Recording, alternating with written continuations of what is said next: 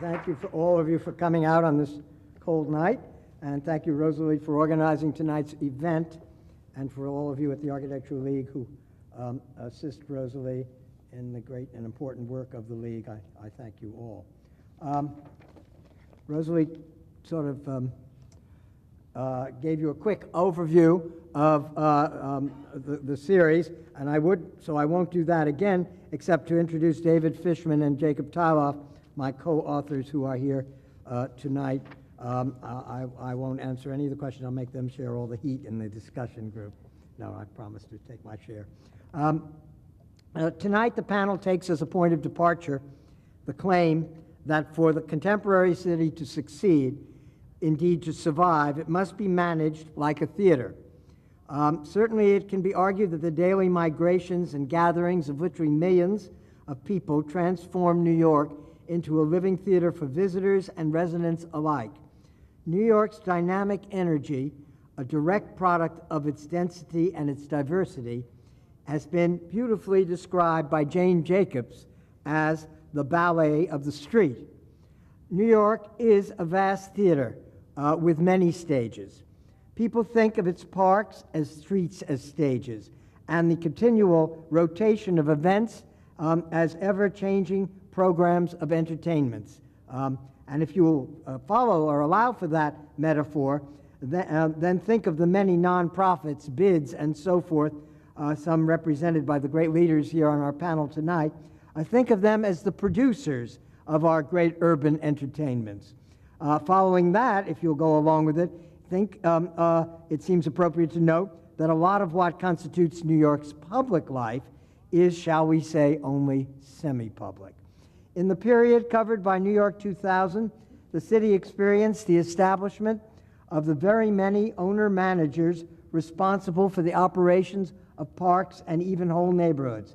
Therefore, it seems fair to think of the professionals running our park conservancies and business improvement districts as the Ziegfelds and the Schuberts of our renewed city, and to think of the many public and private philanthropies as well as businesses contributing to the operation of these entities as the theatrical backers, or as they are known on Broadway, as the angels, some angels.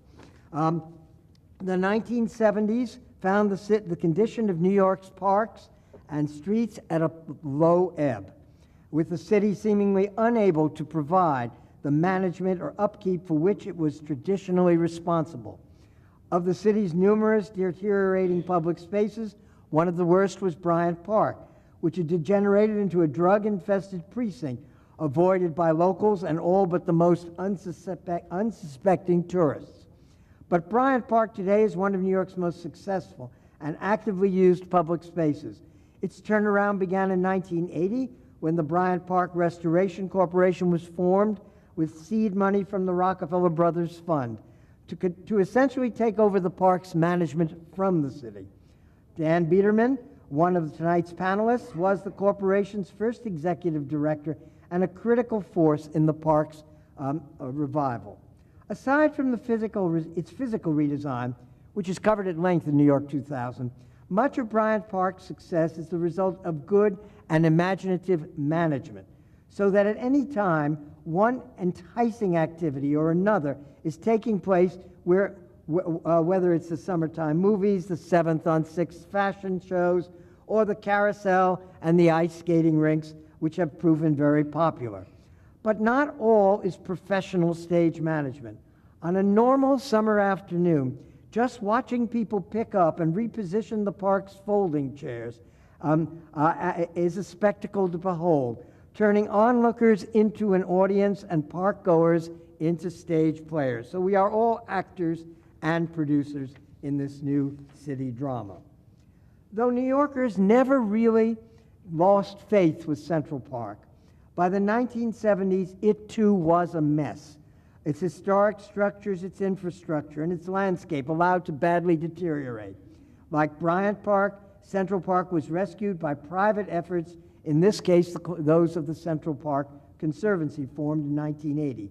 Under the leadership of Betsy Barlow Rogers, some of the Conservancy's many early achievements, including the restoration of wonderful historic buildings like the Dairy, Bethesda Fountain, Cherry Hill Concourse, numerous bridges, and the Belvedere Castle seen here on the screen, with new lighting standards designed by Gerald Allen and Kent Bloomer in 1981, ubiquitously adapted in the park vicinity. The Central Park Conservancy provided a valuable model for the creation of the Prospect Park Alliance in 1987, headed by tonight's panelist, Tupper Thomas.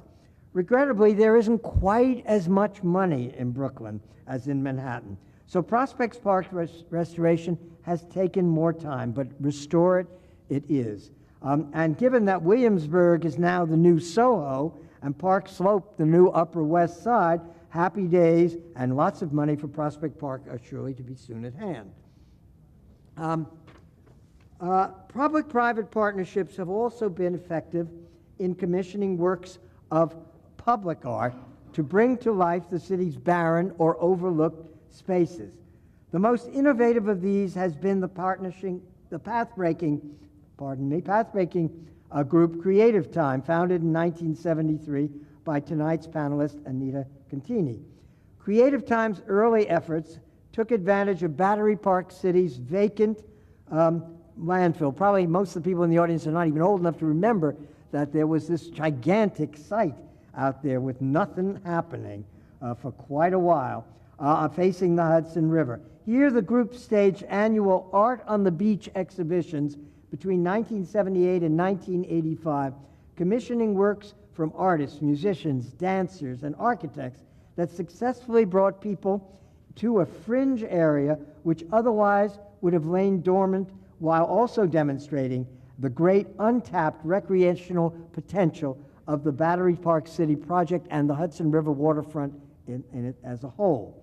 Pictured on the left, or your left, is Laurie Hawkinson, Eric Rothenberg, and John Malpede's Freedom of Expression National Monument of 1984, one of the memorable Art on the Beach installations.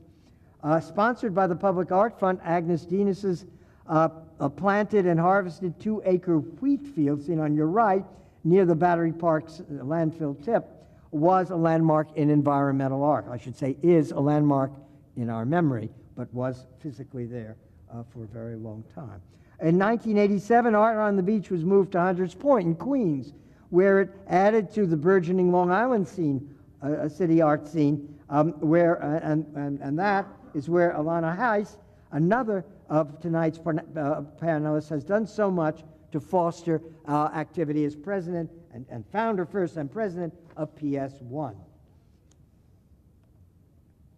Creative Time was also responsible, for, as Rosalie pointed out, for the memorable installations in the once forgotten Anchorage space of the Brooklyn Bridge, shown here on the left after it was renovated by the architects Smotrich and Platt and the engineer Robert Silman. The art in the Anchorage series ran between 1983 and 2001, when it was forced to discontinue because of security concerns in the wake of 9/11. And Creative Time also played a role in the city's great entertainment comeback story, helping keep 42nd Street, on your slide on your right, alive during the transitional period between the condemnation of the buildings and their rejuvenation. We're commissioning a number of artists who used vacant marquees and storefronts as their canvas, most notably Jenny Holzer, whose series of truisms is illustrated on the right. Everything doesn't work. Public art, like Broadway shows, have had their series of catastrophes, opening to sometimes to rave review from the critics, but the box office not filling with happy audiences. Two prominent and controversial public art projects proved disastrous. Richard Serra's Tilted Arc, installed in Lower Manhattan in front of the Javits office building in 1981, had to be removed after a protracted legal battle in 1989. And Christo and Jean-Claude's The Gates, first proposed in 1979, was not permitted to go forward until 2005. In each case, it was not so much the physical art object itself, but the way in which it impacted the daily drama of its setting that proved controversial. Tilted Arc was vilified as an aggressive disruption to the workers who could no longer traverse the plaza in the most direct route from the street to the front door, while the gates, initially opposed on environmental grounds, eventually proved itself an environmental triumph, bringing hundreds of thousands of people to Grand Central Park during a cold February much like this. I would be remiss to leave you with the impression that only artists have captured the urban stage. Architects, too, have added to the drama, none more directly than James Cathcart, Frank Fantozzi, and Terence Van Alslander, who in 1992 blurred the boundary between public and private space with their installation at Storefront for Art and Architecture, an installation that lodged 5 functioning portable toilets into the facade.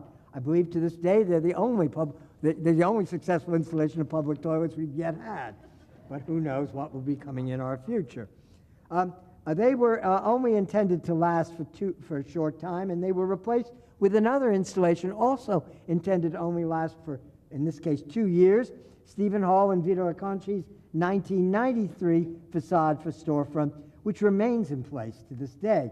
Swung wide open, as you see it in this photograph, it marries the gallery and the street, transforming every private art opening into a public event, if not an all-out street party.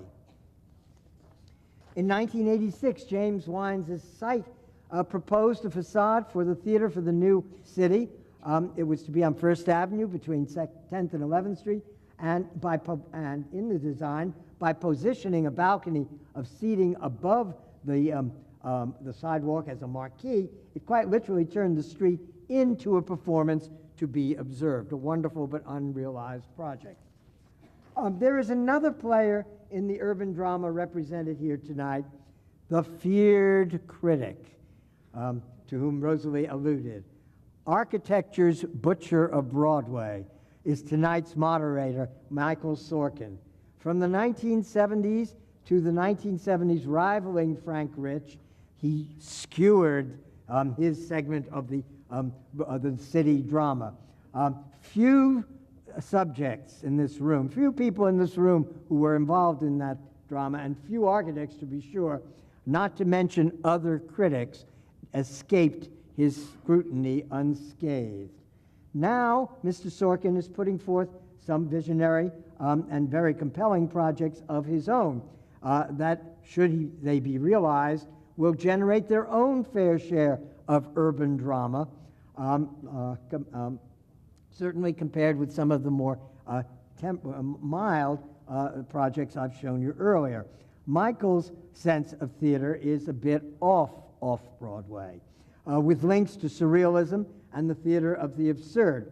In 1995 to 96, he proposed to plant trees in the middle of many intersections in East New York, and then watch the city and its denizens as they re-evolved themselves around those new impasses.